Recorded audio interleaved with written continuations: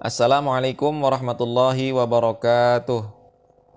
Kepada siswa-siswi kelas 10 SMK Mutiara Bangsa, Alhamdulillah saya Muhammad Nabawi Sarjana Hukum.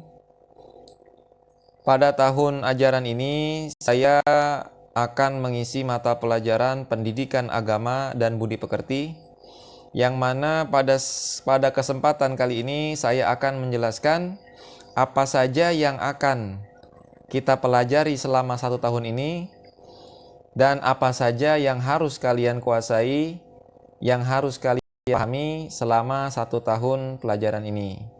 Untuk kelas 10 SMK Mutiara Bangsa, pada tahun ajaran ini, ya selama 1 tahun ke depan, insya Allah kita akan membahas beberapa kompetensi dasar pengetahuan, ya, atau beberapa bab, yang mana setiap kompetensi itu kalian harus memiliki pengetahuan, ya, artinya setelah belajar maka harus ada yang kalian kuasai. Untuk yang pertama itu adalah di mana nanti kita akan membahas ini Quran surah Al-Hujurat. Kita akan menganalisis, kita akan menelaah Quran surah Al-Hujurat ayat 10 dan 12 serta hadis tentang kontrol diri, ya, mujahadatun nafas, prasangka baik, dan husnuzon, ya. Mujahadatun nafas itu kontrol diri, serta husnuzon itu adalah berprasangka baik. Lalu apa yang harus kalian lakukan, ya, nanti kita akan pelajari, dan kalian harus, ya, kalian diharapkan itu yang pertama nanti membaca surah Al-Hujurat ayat 10 dan 12 serta hadis kontrol diri. Nanti kita sama-sama baca dan saya akan menjelaskan. Nah, mudah-mudahan setelah mempelajari itu kalian bisa mengaplikasikan, kalian bisa mempraktekkan ke dalam kehidupan kalian sehari-hari. Yaitu dapat mengontrol diri dan juga dapat husnuzon, berprasangka baik. Ya, baik itu kepada sesama manusia atau yang lebih khusus lagi kepada Allah Subhanahu wa taala, Tuhan kita sekalian. Lalu yang berikutnya itu adalah kita membahas tentang surah Al-Isra ayat 32 dan surah An-Nur ayat 2 serta hadis tentang larangan pergaulan bebas dan perbuatan zina. Di sini nanti kita akan membahas tentang pergaulan bebas, ya, di mana pergaulan bebas itu tidak ada manfaatnya.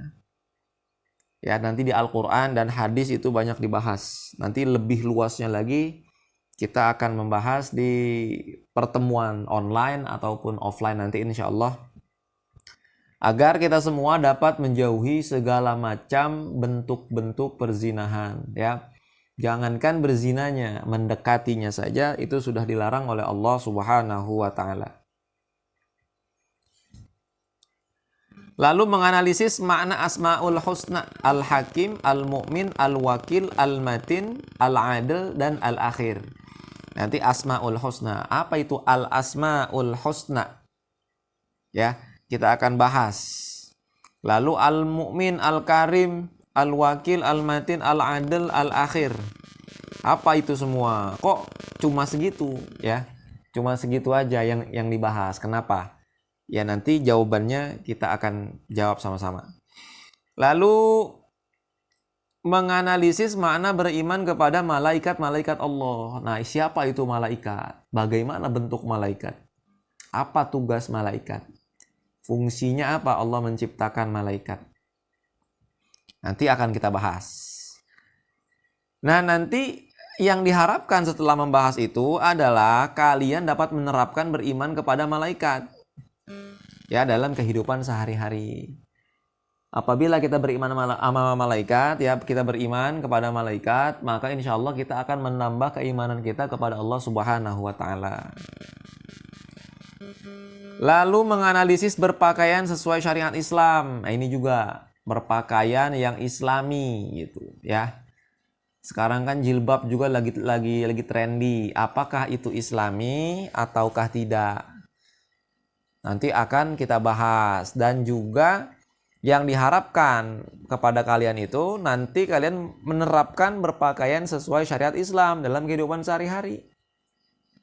Ya, menjadi pribadi-pribadi yang Islami. Lalu menganalisis manfaat kejujuran dalam kehidupan sehari-hari. Jujur itu apa? Manfaatnya apa?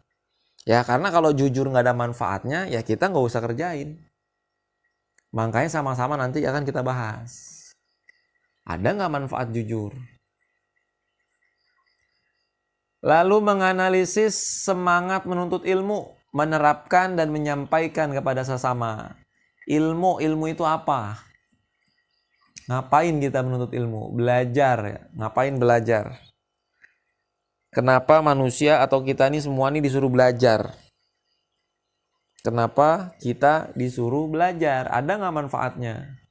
Ya karena memang kalau hal-hal yang nggak ada manfaatnya ya tinggalin.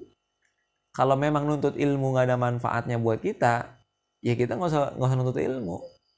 Nah sama-sama nanti kita jawab juga tuh. Nanti insya Allah setelah belajar, maka kalian mudah-mudahan akan selalu bersemangat dalam menuntut ilmu. Ya tiada capeknya menuntut ilmu. Mudah-mudahan ketika kita setelah belajar. Lalu menganalisis kedudukan Al-Quran, hadis, dan ijtihad sebagai sumber hukum Islam. Nah ini juga kita bahas. Apa itu Al-Quran? Apa itu hadis? Dan apa itu ijtihad?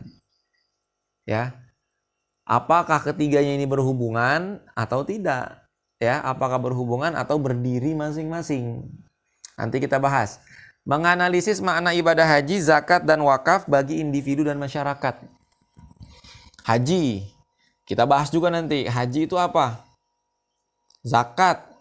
Ya, apa itu zakat? Ada apa dengan zakat? Wakaf. Wakaf itu apa?